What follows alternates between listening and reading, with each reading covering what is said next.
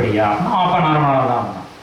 அடுத்த பாயிண்ட் அந்த பிரம்மச்சாரி சொல்கிறான், அவரை கடித்த பாம்பு உயிரோடு இருக்குது. அது வரைக்கும் அவன் வந்து பாம்பு உயிரோடு இருக்குது அப்படின்னோன்னா அவனுக்கு கோவம் வந்து உடனே மந்திரிகள் எல்லாத்தையும் கூப்பிட்டு, எங்கள் அப்பா பாம்பு கடிச்சு தான் இறந்து போனாராமா, உடனே வந்து இந்த பாம்பை எப்படியாவது கண்டுபிடிச்சி அதை வந்து கொன்னே ஆகணும், அது எல்லோரும் வந்து என்ன ஏற்பாடோ நீங்கள் பண்ணுங்க அப்படின்னா மந்திரி வந்து சொல்கிறார், சுவாமி எல்லாமே உண்மையை அவன் சொல்கிறதெல்லாம் உண்மையாகவே இருக்கட்டும், அந்த பிரம்மச்சாரி சொல்கிறது எதையும் நம்ம வந்து விசாரிக்காமல் பண்ணப்படாது, இது உண்மையா எந்த அளவுக்கு இதில் உண்மை இருக்குது அப்படின்னு நம்ம தெரிஞ்சுக்காமல் நம்ம எடுத்தோன்னா வந்து எதுவும் பண்ணக்கூடாது அப்படிங்கிறதுனால நீங்கள் வந்து அது என்னன்னு விசாரிங்க அப்படின்னோடனே, உனக்கு எப்படி தெரியும், எப்படி இந்த தகவல் வந்து நீ சொல்கிற அப்படின்னா, உடனே வந்து அந்த பிரம்மச்சாரி சொல்ல, நான் பாடசாலையில் படிச்சுட்டு இருந்தேன், அந்த காலத்துலலாம் பார்த்து இந்த அமாவாசை, பிரதமை, சதுர்தசி, பௌர்ணமி, அஷ்டமி இந்த மாதிரியான தினங்கள் எல்லாம் வந்து வேதம் அத்தியனம் பண்ணப்படாது, வேதம் இந்த தர்மசாஸ்திரங்கள் இதெல்லாம் படிக்கப்படாது அப்படின்னு அன்றைக்கெல்லாம் லீவ். நம்ம இப்போ சாட்டர்டே சண்டே லீவ் விடுற மாதிரி அந்த காலத்தில் வந்து இந்த சதுர்தசி, அமாவாசை, பௌர்ணமி, அஷ்டமி இதுக்கெல்லாம் வந்து வேதம் அத்தியனம் பண்ணக்கூடாது லீவ். அந்த மாதிரி காலத்தில் நாங்கள்லாம் பாடசாலையில் வந்து சமிதாதானம் பண்ணுறதுக்கோசரம் நாங்கள் வந்து சமைத்து பொறுக்க போவோம். அதெல்லாம் அந்த காலத்தில் பாடசாலையெல்லாம் வந்து காட்டுக்கு போய் அந்த சமயத்தெல்லாம் ஒழிச்சுன்னு வந்து இவாளே தான் போய் எடுத்துன்னு வரணும், அந்த மாதிரியான அந்த இதெல்லாம் இருந்தது அந்த காலத்தில். அந்த மாதிரி நான் ஒடிக்க போகிறப்ப கீழே ரொம்ப அளவில் சமயத்து இல்லை அப்படின்னா மரத்து மேலே நிறையா இருந்ததுன்னு நான் மரத்து மேலே ஏறி சமயத்தெல்லாம் பறித்து கட்டி வச்சுட்டேன், சமயத்து குச்சியெல்லாம் கட்டி வச்சுட்டேன். நான் ரொம்ப வெயில் ஜாஸ்தியாக இருந்தது, கீழே மேலே கொஞ்சம் நிழலாக இருந்தது, நல்லா காற்றாக இருந்தது, சரி கொஞ்சம் நேரம் நம்ம இங்கே உட்காந்து இருந்துட்டு போட்டோம்னு நான் உட்காந்துருந்தேன். அப்போ வந்து கீழே வந்து ஒரு வயசான பிராமணர் வந்து ஒருத்தர் வேகமாக போயிட்டு இருந்தார். அவருக்கு பின்னாடி ஒருத்தர் ஒரு இளமையான ஒருத்தர் வந்து ஒரு கருப்பாக இருந்தார், ஆள் பார்க்க நன்னா இருந்தார், அவரும் பின்னாடியே போயிட்டே இருந்தார். கொஞ்ச நேரத்தில் பார்த்தாலும் அவர் முன்னாடி போயிட்டார், அந்த பிராமணனை தாண்டி அவர் முன்னாடி போயிட்டு திரும்பி பிராமணனை நிப்பாட்டி, எங்கே இவ்வளோ வேகமாக போகிறீங்க அப்படின்னா, இல்லை இந்த பரீட்சித்துங்கிற ராஜாவை வந்து கொஞ்சம் நேரத்தில் பாம்பு கடிக்க போகுது, நான் போய் சொல்லி அவர் உயிரை காப்பாற்ற போகிறேன். எதுக்கு அப்படி பண்ணுறீங்க? இல்லை நான் போய் அவர் உயிரை காப்பாற்றுறேன்னா எனக்கு அவர் வந்து நான் கேட்குறத கொடுப்பாரு, வீட்டில் வந்து 15-14 குழந்தைகள்லாம் நிறையா இருக்கா, சம்பாத்தியத்துக்கு வேறு வழி கிடையாது எங்களுக்கு, அதனால் ராஜாவோட உயிரை காப்பாற்றுறேன்னு எனக்கு சன்மானம் கொடுப்பாரு, என் குடும்பம் நன்னா இருக்கும் அப்படின்னா, உங்களால் காப்பாற்றிட முடியுமா அப்படிங்கிறார். இல்லை நான் போய் கண்டிப்பாக காப்பாற்றினேன் அப்படின்னு. நான் யாருன்னு தெரியுதா? தெரியல, நான் தான் அந்த பாம்பு, என்னோடய பேர் தக்ஷகன், நான் தான் அவரை போய் கொல்ல போகிறேன், உங்களால் காப்பாற்றிட முடியுமா அப்படின்னா, கண்டிப்பாக என்னால் முடியும், என்னுடைய தர்மம் நான் கடைபிடிச்ச அந்த தர்மம், ஒழுக்கம் இதெல்லாம் வந்து வச்சு என்னால் கண்டிப்பான முறையில் அந்த ராஜாவை வந்து நான் காப்பாற்றிடுறேன் அப்படின்னு. சரி வாங்க இங்கேயே டெஸ்ட் பண்ணிட்டு போவோம் நம்ம. நான் இப்போ இந்த அங்கே ஒரு பெரிய மரம் இருக்குது, நான் இந்த மரத்தை வந்து என்னோடய விஷத்தினால இது பண்ணுறேன், நீங்கள் அந்த மரத்தை வந்து திரும்பி வர வச்சு காமிங்க அப்படின்னு தன்னுடைய விஷத்தை வந்து ஒரு மரத்து மேலே கக்குறாரு. அடுத்த நிமிஷம் அந்த இடத்துல ஒன்றுமே இல்லாமல் போயிடுது, அந்த மரமே ரொம்ப பட்டு போய் ஒன்றுமே இல்லை. உடனே இவர் என்ன சொல்கிறார், அடுத்தது இவர் என்ன பண்ணுறாரு, கையில் கொஞ்சம் தண்ணி எடுத்து, நான் இத்தனை நாள் கடைபிடிச்ச அந்த ஆச்சாரம் தர்மம் இதெல்லாம் உண்மை அப்படின்னா இந்த மரம் வந்து துழுத்திடணும் அப்படின்னு தண்ணியை தெளிக்கிறார். மரம் திருப்பி பெருசாக வளர்ந்தது. தக்ஷனுக்கு சரி இவன் எப்படியும் காப்பாற்றிடுவான் ராஜாவை அப்படின்ட்டு உடனே தக்ஷன் என்ன சொல்கிறான், சரி அந்த பணத்தை நான் கொடுக்குறேன், பேசாமல் போயிடுவீங்களா அப்படின்னா, போயிடுவேன் அப்படின்ட்டார் அவர். அவருக்கு தேவை அவருடைய குடும்பத்தை காப்பாற்றணும், அவ்வளோதான். அதனால் சரி அப்படின்ட்டு அவருக்கு வேணுங்கிறதெல்லாம் வந்து தக்ஷகன் கொடுக்குறான், அவர் போயிடுறார். இவன் போய் அந்த பாம்பு கடிக்கிறது, அந்த பரீட்சித்துங்கிற ராஜா இறந்து போயிடுறார். இதுதான் நடந்தது, அதனால தான் நான் வந்து சொல்கிறேன், இது வந்து இதுதான் அப்படின்னு. சரி முடிவாயிடுச்சு, எங்கள் அப்பாவை தக்ஷகன் தான் கொண்டிருக்கான், உடனே ரிஷிகளை எல்லாம் கூப்பிடுங்க, நம்ம யாகம் வளர்த்து அந்த பாம்பை எப்படியாவது கொள்ளணும் அப்படின்னா நிறைய ரிஷிகளை எல்லாம் எல்லாத்தையும் வர சொல்லி பெரிய சர்ப்பசஸ்திரங்கிற ஹோமம் பண்ணுறாங்க. வந்து உலகத்தில் உள்ள எல்லா பாம்பும் செத்து விடுது, அந்த குண்டத்திலே வந்து ஹோமம் பண்ணுறாங்க, பாம்பாக வந்து விடுது குண்டத்துக்குள்ளே. ஒரு கட்டத்துக்கு மேலே அந்த நாகலோகத்தில் இருக்கிற பெண்கள்லாம் என்ன பண்ணுறாங்க, இப்படியே பண்ணிட்டு இருந்தால் உலகத்தில் பாம்பே இல்லாமல் போயிடுமே, என்ன பண்ணுறது, யார் போய் சொல்லி தடுக்கிறது அப்படின்னா வந்து அந்த நாகலோகத்திலே ஒரு சின்ன பையன் பிரம்மச்சாரி, அவன் பேர் வந்து ஆஸ்திகன் அப்படின்னு பேர். அவனை கூப்பிட்டு நீ போய் சொல்லலாம்ல, ராஜா அது மாதிரி நடக்குது, நம்மளுடைய இனம் வந்து அழிஞ்சுட்டுருக்கு, நீ போய் சொல்லலாம்லன்னா. நான் சொன்னால் கேட்பாங்களா, பெரிய பெரிய ரிஷிகள்லாம் ஹோமம் பண்ணிட்டு இருக்காங்க, பெரிய பெரிய அறிஞர்கள்லாம் இருக்காங்க, அவள் எல்லாமே சொல்லலை, இப்போ நான் சொன்னால் அவன்லாம் கேட்பாளா அப்படின்னா நீ போய் சொல்லு. இதில் வந்து வயசோ நம்மளுடைய நீ படித்த படிப்போ வந்து முக்கியம் கிடையாது, உன்னுடைய ஒழுக்கம் தான் முக்கியம் அங்கே. அதனால் நீ போய் சொல்லு அப்படின்னா அந்த ஆஸ்திகன் போகிறான். ஆஸ்திகன் போய் வந்து இந்த ரிஷிகள் யாகசாலை அந்த யஜ்ஞசாலையோட வாசல் நின்று சத்தம் போகிறான், நிறுத்துங்க இந்த யாகத்தை நிறுத்துங்க அப்படின்னா யாருமே இந்த ரிஷிகள்லாம் கேட்கல. யாரோ சின்ன பையன் வந்து கத்தின்னு இருக்கான், எதுக்கு யாகத்தை நிறுத்தணும், நீங்கள் பாட்டு பண்ணுங்க அப்படின்னு வந்து ஹோமம் நடந்துகிட்டே. இவனுக்கு என்ன பண்ணுறதுன்னு தெரியல. போய் இந்த பரீட்சித்து ராஜாட்ட போய் சொல்கிறான், பேசாமல் ஓரமாக நின்று, என்ன வேணும் உனக்கு ஓரமாக நின்று, யாகம் முடிஞ்சவனு தரேன் ஓரமாக நின்று அப்படின்னா வந்து அங்கேயும் வந்து அந்த ராஜாவும் காதில் வாங்க. இந்த மாதிரினா இவன் சொல்கிறதையும் காதில் வாங்க. இவனுக்கு என்ன பண்ணுறதுன்னு தெரியுது.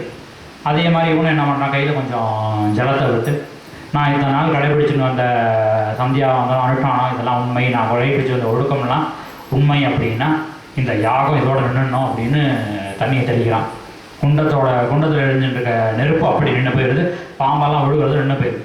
ரிஷிகளுக்கு எல்லாமே ஆச்சரியமாயிடுது, என்னடா இது அப்படின்னா அந்த இடத்துல காரணம் என்ன அப்படின்னா அவன் வந்து அந்த ஒழுக்கங்களை கடைபிடிச்சதுனால அந்த ஒழுக்கத்தினுடைய பலன் வந்து அந்த யாகமானது நிறுத்தப்பட்டது அப்படின்னா உடனே அந்த பரீட்சித் வந்து சொல்கிறான். இந்த மாதிரி பரீட்சித் அதுக்கப்புறம் கூப்பிட்டு கேட்குறாங்கன்னா அந்த பரீட்சித் அந்த மாதிரி வந்து இது வந்து நடக்கணும்னு இருக்குது. இப்போ நீ இது பண்ணுறதுனால இத்தனை பாம்பு சாகிறதுனால இறந்து போனவருடைய அப்பா பரீட்சித் வருவாரா அப்படின்னா வரமாட்டார்.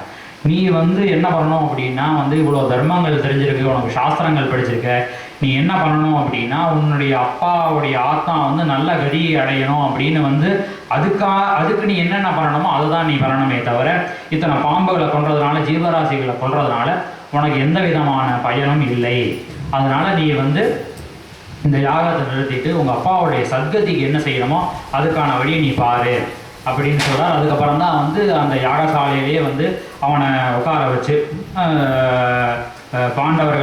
பாண்டவர்களுடைய உன்னுடைய முன்னோர்கள் தான் பாண்டவர்கள், அவங்கெல்லாம் எவ்வளோ தர்மமாக இருந்தாங்க, அது என்னென்னலாம் தர்மம் கடைபிடிச்சாங்க, தர்மமே உருவாக இருந்தாங்க அப்படின்னு சொல்லி அந்த இடத்துல வந்து அவனை உட்கார வச்சு மகாபாரதத்தை அந்த இடத்துல தான் வந்து சூதக பௌராணிகரை வச்சு அந்த இடத்துல வந்து அந்த ஜனமேஜயனுக்கு மகாபாரதத்தை வந்து சொல்கிறார்.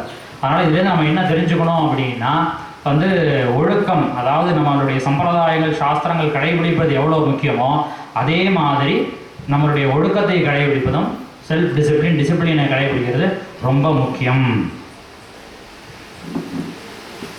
அதெல்லாம் தான் வந்து நம்ம ரிஷிகள் வந்து எல்லாத்தையும் தகுந்ததான இதெல்லாம் வந்து சொல்லிட்டு போயிருக்கார் நிறையா விஷயங்களை.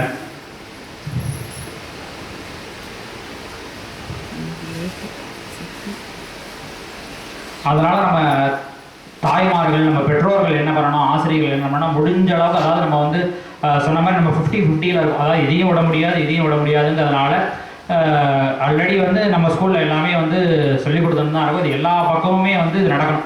அதாவது என்னென்னா இந்த பக்கம் ஒரு பக்கம் நம்ம இந்த லௌகிக கல்வியை வந்து சொல்லிக் கொடுத்தாலும் இன்னொரு பக்கம் இந்த மாதிரியான இந்த ஆச்சார கோவை திருக்குறளில் உள்ள அந்த கருத்துக்களை எல்லாம் வந்து குழந்தைகளுக்கு வந்து சம்பிரதாயங்கள் சாஸ்திரங்கள் நம்மளோட நடைமுறைகள் எப்படியெல்லாம் இருக்கணும் அப்படிங்கிறத வந்து குழந்தைகளுக்கு வந்து கற்றுக் கொடுக்கணும். டெய்லி வந்து தெய்வ வழிபாடு பண்ணணும். இன்னொரு சாஸ்திரங்கள் என்ன சொல்கிறதுலாம் வந்து இந்த துளசி செடிக்கு வந்து ஜலம் விட்டு டெய்லி 12 பிரதட்சணம் பண்ணால் அந்த குழந்தை வந்து பெருசாகி கல்யாண வயசு வரப்போ எந்த விதமான தடையும் இல்லாமல் கல்யாணம் ஆகும்.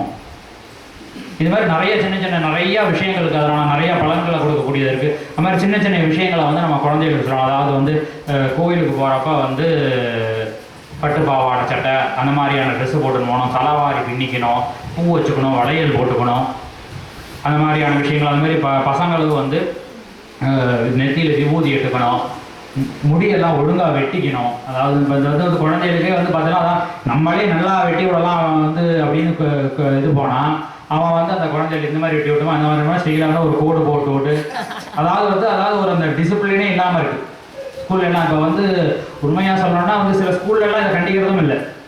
அதை வந்து கண்டிப்பாக அதை எப்படி அந்த அட்மினிஸ்ட்ரேஷனில் அது எப்படி போகிறதில்ல, சொன்னால் கேட்குறது இல்லைங்கிறதுனால சொல்கிறது இல்லையா இல்லை சொல்கிறதே இல்லையா அப்படின்னு தெரியுது. அது மாதிரி அந்த சின்ன ஒழுக்கங்களை எல்லாம் வந்து நம்ம வந்து கடைபிடிக்கணும். டெய்லி வந்து சாமி கும்பினா தான் நம்ம ஒரு இதை ஃபாலோ பண்ணால் குழந்தையெல்லாம் நம்மளை பார்த்து அதே மாதிரி ஃபாலோ பண்ணுவோம். அந்த மாதிரி வந்து வாரத்துக்கு வெள்ளி செவ்வாய்னா கோயிலுக்கு கூட்டிகிட்டு போகணும் குழந்தைகளை. அது மாதிரி லீவு டயத்தில் வந்து அதாவது நம்ம பார்க்கு அந்த மாதிரியான இடத்துக்கு கூட்டின்னு போனாலும் இந்த மாதிரியான கோயில்களுக்கெல்லாம் கூட்டின்னு போய் காமிக்கணும். நமக்கு நிறைய இருக்குது. ராஜேந்திர சோழன் ராஜசோழன் கூட்டின்னு போய் நம்ம காமிக்கணும் நம்மளுடைய ராஜாக்கள் எப்படியெல்லாம் வாழ்ந்திருக்காங்க அப்படிங்கிறத வந்து நம்மளுடைய குழந்தைகளுக்கு வந்து சொல்லணும். அதாவது இப்போ நம்ம ஹிஸ்ட்ரியில் வந்து இப்போ நாங்கள் படிக்கிற காலத்திலே வந்து 8th ஸ்டாண்டர்டு ஹிஸ்ட்ரியில் வந்து வரிசையாக எல்லாமே கிட்டத்தட்ட ஒரு 15 சாப்டர். இந்த 15 சாப்டர்லையும் வரிசையாக அக்பர், லாரஞ்சு, ஷாஜகான் எல்லாமே தான். அந்த 8th சாப்டர் ஒன்று இருக்கும். 8th சாப்டர் தான் வந்து இந்த சோழா டைனாசிட்டி. அது ஒரே சாப்டர் தான். அது மட்டும்தான் வந்து சோழர்கள். அதுவும் வந்து ராஜராஜ சோழன் வந்து தஞ்சாவூரில் கோயில் கட்டினார். அது மட்டும்தான் இருந்தது. மற்றபடி பூரா வந்து இந்த முகமது கஜினி வந்து எப்படி வேணா, அவுரங்கசீப் எப்படி பண்ணால் அதுதான் பூரா கதை. அதனால் வந்து நம்மளுடைய ராஜாக்கள் மன்னர்கள் வந்து எப்படிலாம் வாழ்ந்தாங்க, நம்மளுடைய கலாச்சாரம் பண்பாடு இதெல்லாத்தையும் பற்றி குழந்தைகளுக்கு வந்து எல்லாரும் வந்து தெரிஞ்சுக்கணும். குழந்தைகளை வந்து இந்த சின்ன சின்ன விஷயங்கள் அப்பா அம்மா சொன்னால் கேட்டு அதெல்லாம் நடந்துக்கணும். ஆல்ரெடி நம்ம ஸ்கூலில் எல்லாமே சொல்லித்தராங்க. அதெல்லாம் கடைபிடிச்சி வந்தாலே வந்து நம்ம வந்து பெரியவங்களாகி நல்லா வரப்ப நம்மளுடைய குழந்தைகள் எல்லாமே வந்து நம்ம சமுதாயம் அப்படிங்கிறது நல்லபடியாக இருக்கும் அப்படின்னு சொல்லிட்டு ரொம்ப நேரம் எடுத்துக்கிட்டேன்னு நினைக்கிறேன். அதனால் இதோட என்னுடைய உரையை முடிச்சுக்கிறேன். அதனால் வந்து நம்மளுடைய முடிந்த அளவு, அதாவது 50% இருக்கிறதுனால நம்மளால் ரொம்ப இறுக்கியும் பிடிக்க முடியாது. நம்மளால் முடிந்த அளவு இந்த சம்பிரதாயங்களை கடைபிடிப்போம், தர்மங்களை கடைபிடிப்போம், ஒழுக்கங்களை கடைபிடிப்போம் அப்படின்னு தெரிவிச்சுட்டு என்னோட உரையை முடிச்சுக்கிறேன். நம பார்வதி பதயே ஹர மகாதேவா. சுவாமிக்கு ரொம்ப கிருதஜ்ஞையை தெரிவிச்சுக்கிறேன். தேவாமிரதமாக இருந்தது. ஆரம்பத்தில் ரொம்ப டீட்டெயிலாக சொன்னாலும் கூட அதையுமே நமக்கு ஏற்ற மாதிரி அழகாக சிம்பிளிஃபை பண்ணி தான் சொன்னார். ரொம்ப சிரமப்பட்டிருக்கார். நமக்காக தன்னுடைய தகுதியை குறைச்சிண்டு எப்படி ஆஞ்சநேயர் வந்து லங்கையில் போந்து போகணுங்கிறதுக்காக சின்ன 3 அடியில் உள்ள ஒரு குரங்காட்டம் மாறினாரோ அது மாதிரி சுவாமி தன்னுடைய தித்வத்தை குறைச்சிண்டு நமக்காக இறங்கி வந்து இவ்வளோ தூரம் சொன்னது ரொம்ப சந்தோஷம். கேட்க கேட்க இனிச்சுட்டே இருக்கு. ஆனால் பொம்மநாட்டிகள் ஆற்றுக்கு போனவேங்கிற ஒரு காரணத்துக்காக தான் இதை நிறுத்தினோமே தவிர நான் பாப்பி ஆகிட்டேன். பாதியில் இதை நிறுத்தினதுனால இருந்தாலும் தேவையை அவசியம் அடிக்கடி இந்த மாதிரி ஏதாவது ஒரு சந்தர்ப்பத்தை வச்சு சாஸ்திரங்களை சொல்லிக் கொடுக்கணும்னு பிரார்த்தனை வச்சுக்கிறேன். எடுத்துருவோம்.